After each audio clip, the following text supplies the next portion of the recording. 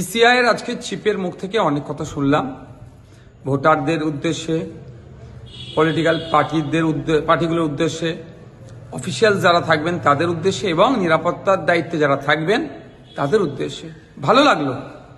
তবে বিগত ভোটগুলোর অভিজ্ঞতা থেকে বলতে বাধ্য হচ্ছি, অনেক সময় অবজারভারদেরকে ফোন করলে ফোন নট রিচেবল থাকে বা নিরাপত্তার দায়িত্বে যারা থাকেন তাদেরকে ফোন করলে যথাসময় এসে পৌঁছায় না, ফলে একটা সমস্যা তৈরি হয়।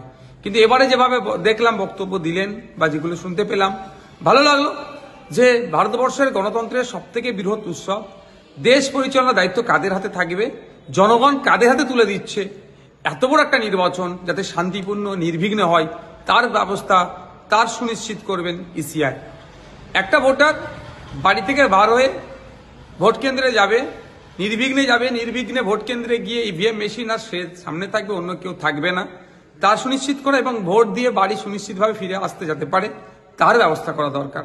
শুনছি 7 দফায় ভোট হবে, 7 দফায় কত দফায় ভোট হচ্ছে বা কত বাহিনী আসলো, এর থেকে বড় কোশ্চেন জনমানুষে যেটা ঘুরছে বা আমরা একজন রাজনৈতিক ব্যক্তিত্ব হিসেবে প্রশ্ন তুলছি যে ভোটটা যাতে নির্বিঘ্নে হয়।